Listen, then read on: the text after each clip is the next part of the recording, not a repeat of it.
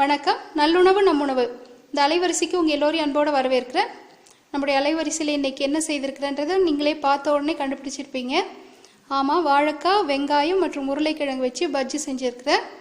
இது டீ கடை சுவையில் ரொம்ப அற்புதமாக இருக்கும். இதை நான் எப்படி செய்திருக்கிறேன்னு இந்த காணொலியில் பார்க்குறதுக்கு முன்னாடி என்னுடைய அலைவரிசைக்கு நீங்கள் புதியவராக இருந்தீங்கன்னா எனக்காக கொஞ்சம் கீழே உள்ள சப்ஸ்கிரைப் மற்றும் மணியை மறக்காமல் அழுத்திடுங்க. இப்போ இந்த காணொலியில் போயிட்டு இது எப்படி செய்கிறதுன்னு பார்ப்போம் வாங்க. இந்த பஜ்ஜி செய்கிறதுக்கு என்னென்ன பொருட்கள் தேவைன்னு முதல்ல பார்த்துருவோம். வெங்காயம் இந்த மாதிரி குறுக்கில் வட்ட வட்டமாக வெட்டி எடுத்துக்கோங்க. நல்ல மெலிசாக, ரொம்ப கனமாக இருக்க வேண்டாம், நல்லா மெலிசாக இருக்கணும். ஒரு வெங்காயம் எடுத்துருக்கிறேன். ஒரு முழு வாழைக்காய்,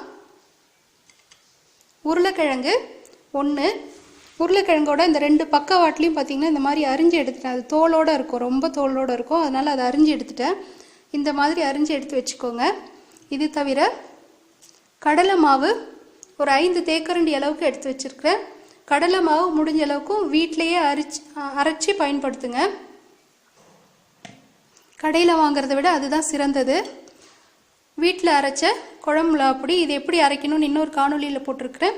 விருப்பம் உள்ளவங்க அதை பாருங்கள். அது கூடவே ஒரு 1/4 தேக்கரண்டி அளவுக்கு கொஞ்சமாக மஞ்சள் பொடி,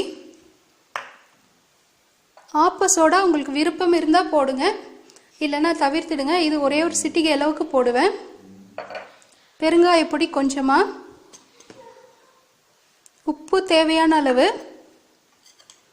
இது அரிசி மாவு, இடியாப்பத்துக்கெலாம் அரைச்சிட்டு எடுத்து வச்சுருக்கோம் இல்லைங்களா, அந்த அரிசி மாவு கொஞ்சமாக இது போட்டோம்னா பஜ்ஜியோட மேல் பக்கம் நல்லா மொறுமொறுன்னு நல்லாயிருக்கும். இது தவிர பஜ்ஜி சுட்டு எடுக்கிற அளவுக்கு தேவையான எண்ணெய். இப்போ முதல்ல இந்த உருளைக்கிழங்கையும் வாழைக்காயும் நம்ம சீவி எடுத்துக்கலாம். இது உங்களால் இந்த சீவு கட்டையில் போட்டு சீவ முடியும், மெலிசாக சீவ முடியும்னா நீங்கள் சீவி எடுத்துக்கோங்க. நான் இன்னைக்கு கத்திலேயே அறிய போகிறேன். ரொம்ப மெலிசாக சீவி எடுத்துக்கலாம். இந்த அளவுக்கு கனம் இருந்தால் போதும்.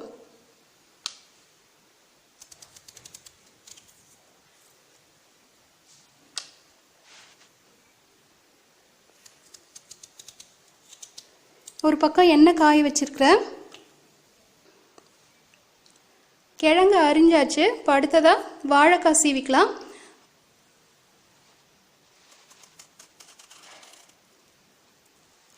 இந்த அளவுக்கு மெலிசாக அரிஞ்சு எடுத்துக்கோங்க.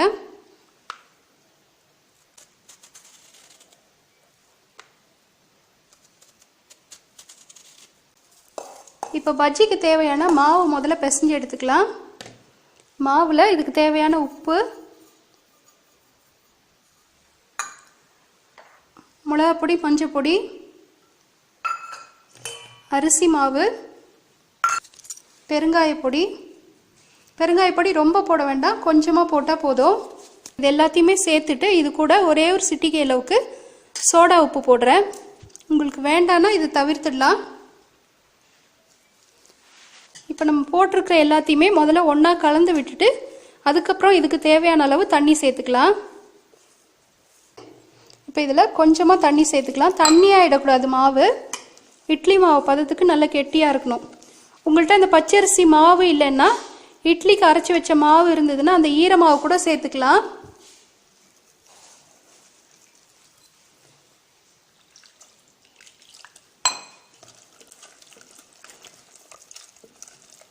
காரம் நான் கொஞ்சம் அளவாக தான் போட்டிருக்கிறேன்.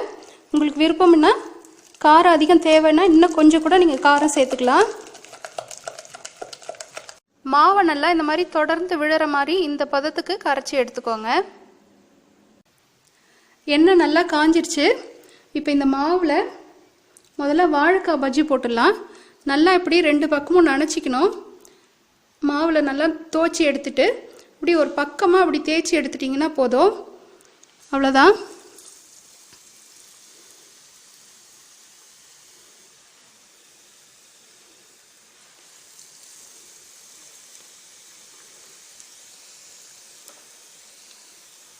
கடையில் இருக்க பஜ்ஜியெல்லாம் தோற்று போயிடும், அந்தளவுக்கு நல்ல சுவையாக இருக்கும்.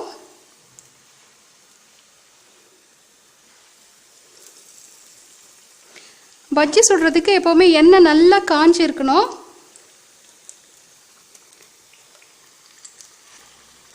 இந்த சட்டியில் எவ்வளோ கொள்ளுமோ அவ்வளோ மட்டும் போட்டுக்கலாம், அதுக்கு மேலே போட வேண்டாம். போட்டு 1 நிமிடத்துக்குலாம் அப்படியே மெதுவாக திருப்பி விடுங்க.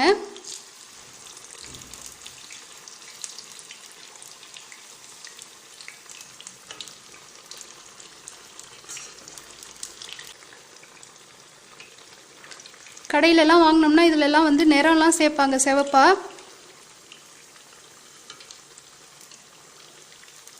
நம்ம அப்படியே இயற்கையான மிளகாத்தூள் நிறத்தோடயே அப்படியே இதை சுட்டு எடுக்க போகிறோம். இப்போது உள்ளே இருக்கிற காய் வேகிற அளவுக்கு கொஞ்சம் நேரம் கொடுங்க. அவசரப்பட்டு எடுத்துட்டோம்னா உள்ளே இருக்க காய் வெந்திருக்காது. நல்லா நிறம் மாறிடுச்சு. இப்போ இதை எடுத்துடலாம்.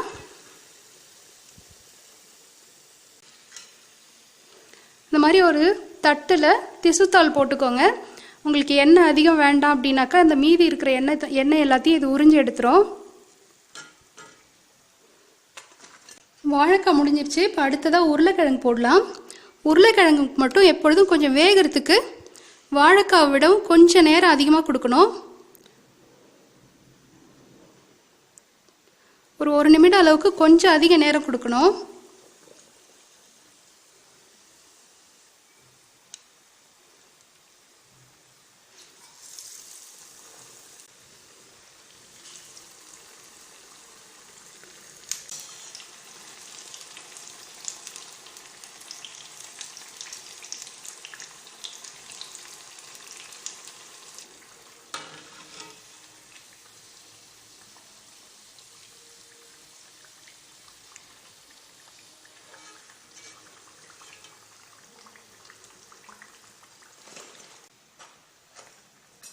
அடுத்ததாக நம்ம வச்சுருக்கிற வெங்காயம் போடும்போது இது அப்படியே உடஞ்சிராமல் பார்த்து போடுங்க.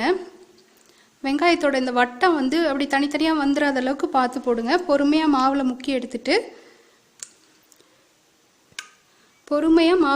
எடுத்து எண்ணெயில் போடுங்க.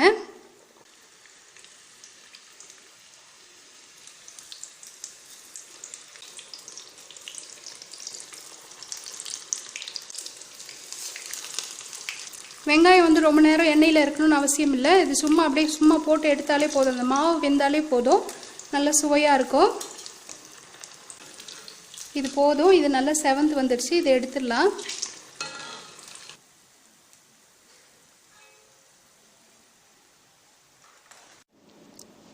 எல்லாமே சுட்டு எடுத்தாச்சு.